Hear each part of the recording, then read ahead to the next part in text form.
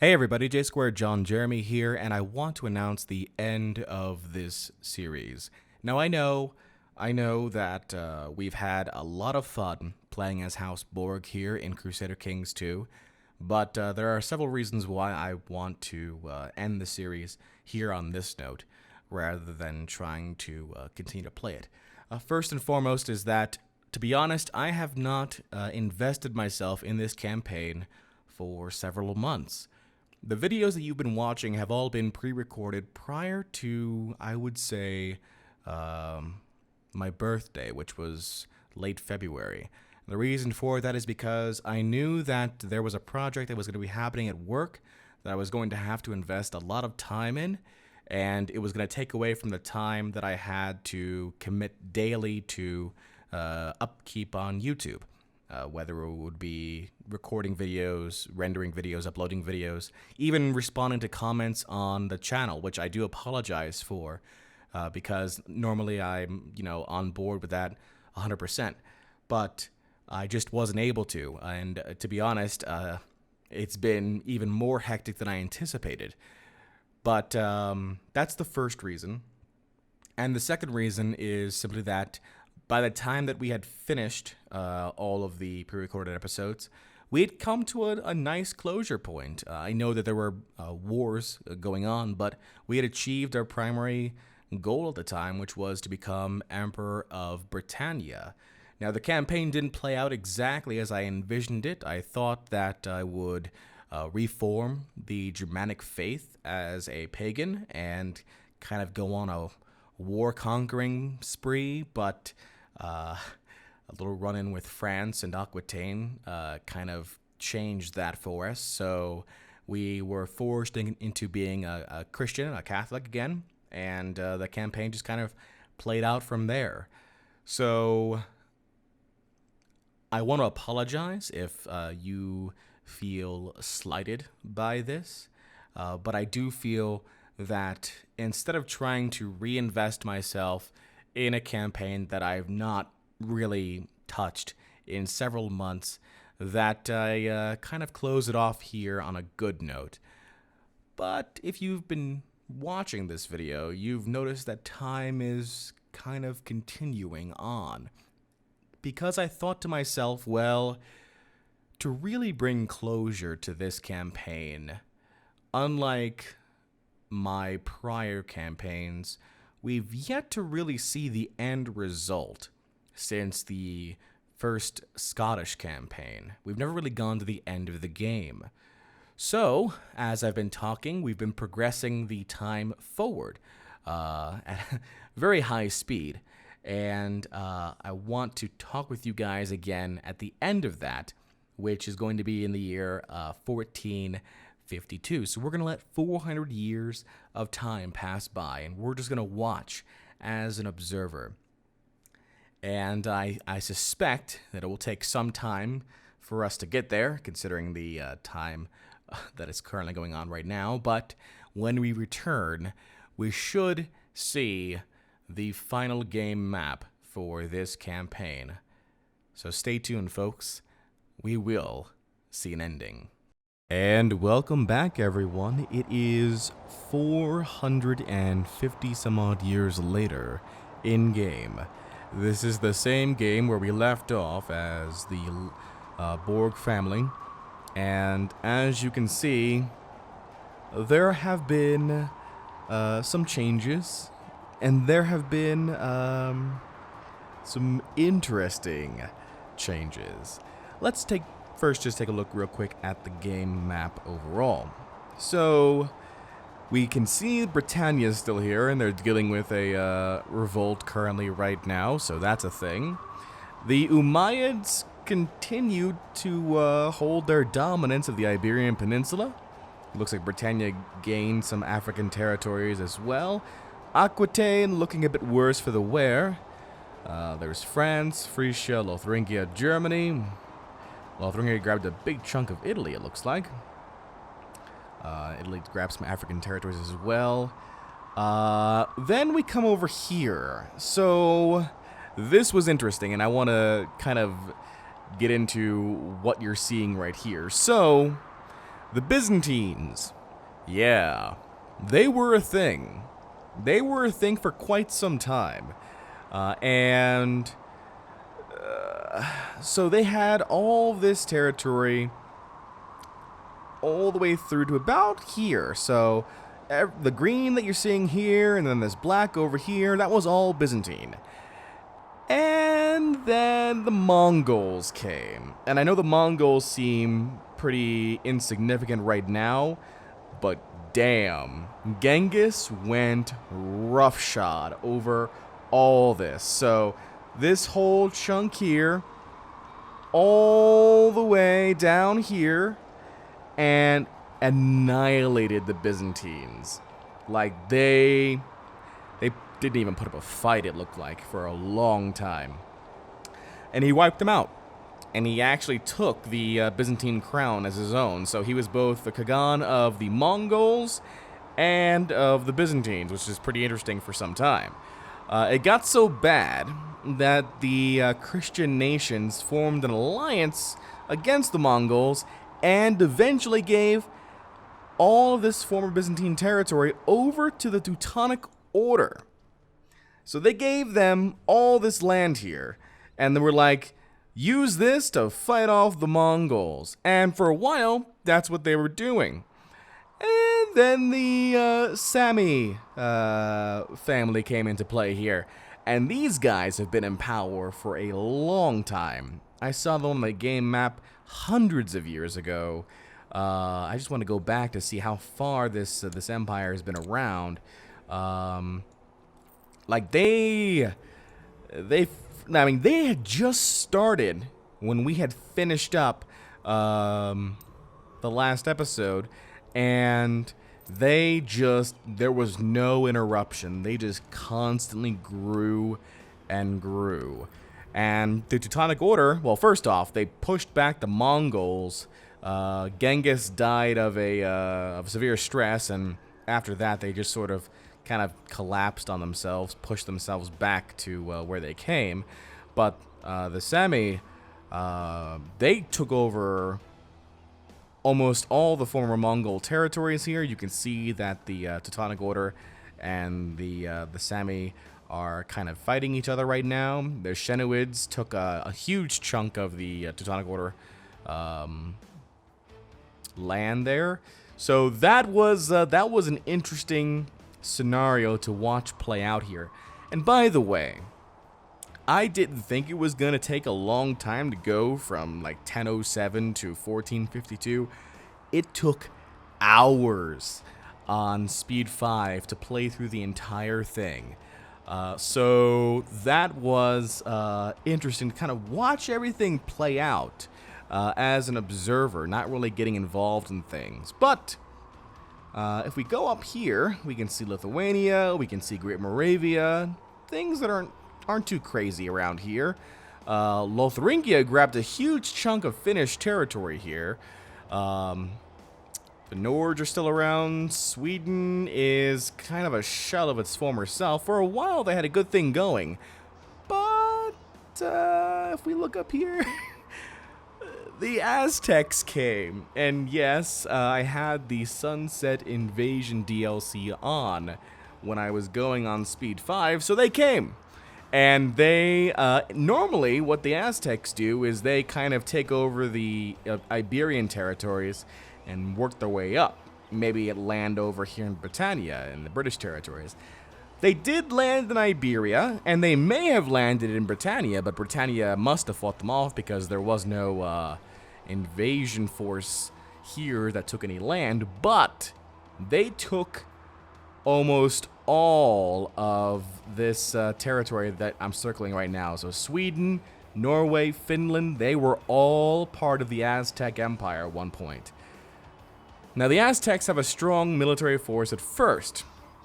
Over the course of hundreds of years, though, they kind of can't really compete. So they're stuck over here in in these two territories, which is pretty funny, actually.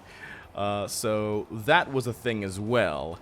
Watching the Aztecs come in and just run roughshod over the Germanic territories was pretty interesting. If I take a look right now at the religious tab, Catholicism is everywhere, including the Aztec territory. So they were converted. Sunni, obviously, a huge thing. Nothing too crazy around here. Over here in India, the India territories, we have this empire over here, the Margavids.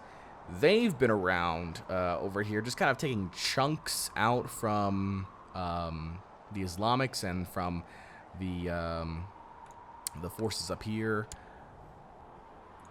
And I'm kind of surprised that they weren't able to unify India by the end. So I don't know exactly what their problem was. They certainly had a good thing going. The Margavid Empire been around. Well, I guess they had some issues as far as the switching of leaders, but they were around for quite some time. But I guess now we come to, you know, the meat and potatoes of the matter, and that's Britannia here. So we know Britannia's here, but things have not gone as planned in Britannia. Here's the capital, Emperor Tyrol the Fat. Here's the thing. Emperor Tyrol the Fat is not a Borg. He's a Norman, but he's Mac McCarthaig.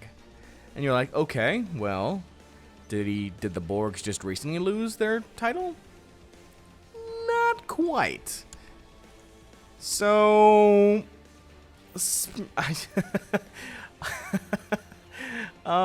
they had it for about 200 years after we had left.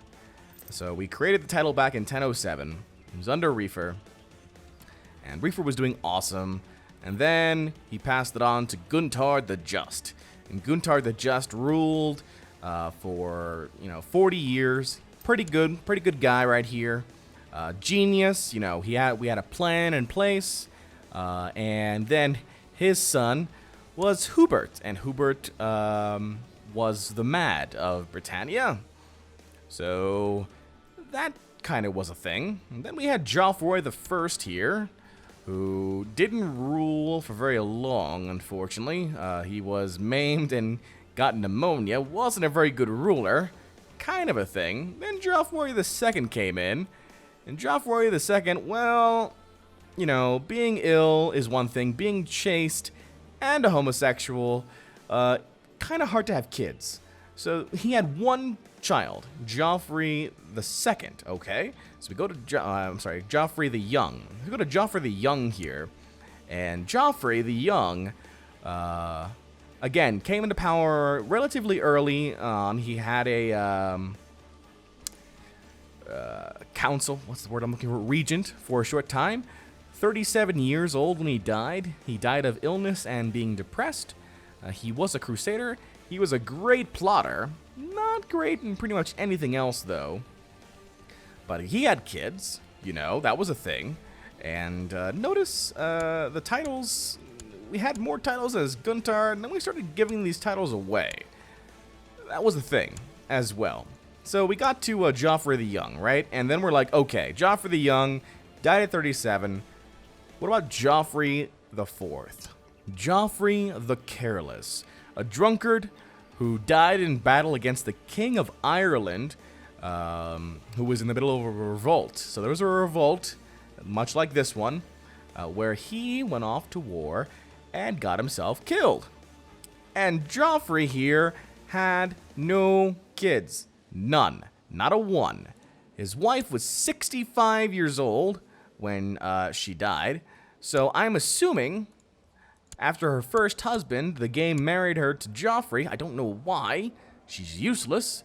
And Joffrey here couldn't have any kids with her. So that was a problem. So then the title passes on to Walter here, who was a son of Joffrey the Young. So we have Walter the First of Britannia. Walter here gets maimed in battle, that same revolt that we were talking about before, and is stressed. So he dies at 44. Notice a trend here. We're not seeing very long rulership reigns, which is a problem when you're trying to rule a very large empire. So we get to Walter here. Walter does his thing, and he passes on his title to Walter the Great. King Walter the Second of Ireland. So, Walter gets in a feud with it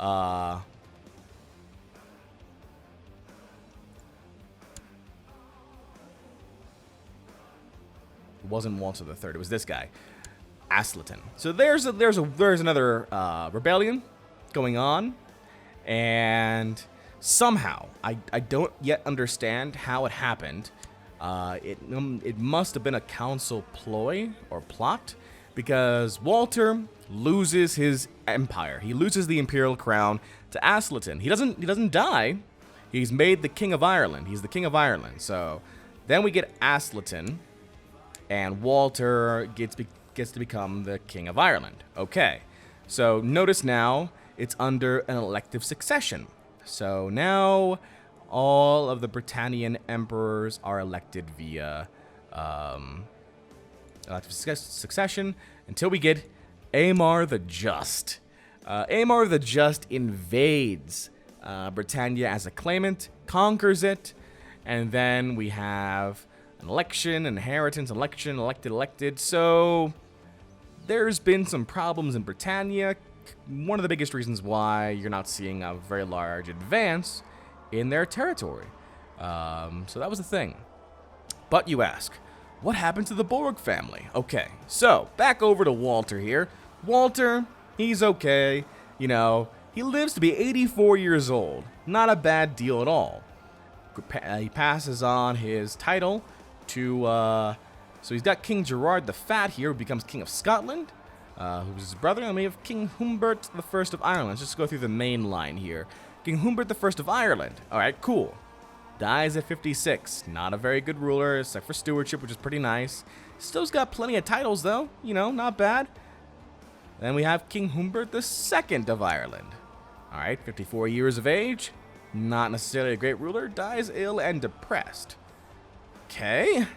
So, what about Osborne here? Osborne the Great of Ireland dies stressed at the age of 70. But we have a problem. Osborne has no sons. Not a one. So, going back over to Humbert II, he's like, well, I got nothing around here for anybody right now. So, that's a problem. So if we go back over to Osborne, guess what? Going to the Kingdom of Ireland, it gets granted to Heloisa, Queen Heloisa of Ireland, who then loses the title and becomes the Duchess of Tunis. Kind of a thing. So after that, it gets passed on to this new house, House de Tiberade. So that title's gone. All right, well, going back over to Osborne here, what happens to the rest of the Borg family? Now is when we look at the dynasty tree, okay? So, let's zoom this out here. So we're at Humbert the First, we're at Humbert the Second. Let's open this up here. Once we get to that point, we have King Osborne. We're not seeing too many sons. Lots of female relations here.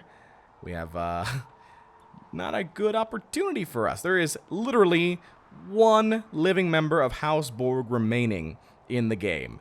And I'm happy to look him up right now. That's the wrong button. House Borg. So the last remaining member of House Borg is Osmond, the Baron of Faversham. Where is this barony, you ask? Right there. So the Baron, a former imperial family, now reduced to a single barony. And this child ruler here, who's only 8 years old, if he were to die, that's it. That is the end of the Borg line. kind of a thing. Kind of a thing. So House Borg here. I can't play as House Borg because they're not an independent ruler. They're not a ruler of a county. They're a ruler of a barony. I can't play as them. So I had to pick, I just picked Emperor to roll the fat just to kind of give you guys some oversight. But yeah, House Borg ends with a whimper. Not even seeing, there he is. Borg. So, House Borg. Prestige in the end of 2543. Compared to, let's say, the Capets. Actually, the array is over there now. So the Capets were in charge here for quite some time. It looks like they died out too. No, they just changed everything over. They're now in electives as well. So they have 1574 prestige. So we have some nice prestige there, but in the end, House Borg is a shell of its former self. Definitely not, probably not. I'll just say, I can't guarantee, but probably not the way things would have went if we were to continue to play the game for 400 years. But as you can see here, kind of a thing. We have Italy grabbing some territory over here for some reason. Sheniquid's down here. Abyssinia's still there. I'm not terribly surprised by a couple things, but I am surprised by how far the Borgs have fallen. Because they went from Emperor to King to Duke. They had a count in a couple of places. I think Somerset had a Borg count, and then all the way down to a single barony. It's a thing. Certainly is a thing. So I just wanted to end this series with at least a hypothetical ending. What would have happened if we had simply let things play out, as it were. And it's still chaos. The game map is still in chaos. It's December 29th, 1452, so 2 days or 3 days from this point, the game will be over. And I just thought that you guys should at least have some sort of closure here. So I appreciate you all for watching this series. I had fun playing it, and find out what we'll be doing next time. Hey everybody, J Squared John Jeremy here. Just want to thank you all for watching this video. If you want to see me try and fail at another video game, go ahead and click the left-hand thumbnail. If you want to keep track of this channel, click the right-hand thumbnail and subscribe. And as always, I look forward to your feedback, so please post in the comments section below or reach out to me on social media. Until next time, this is J Squared John Jeremy signing off, saying so long and take care.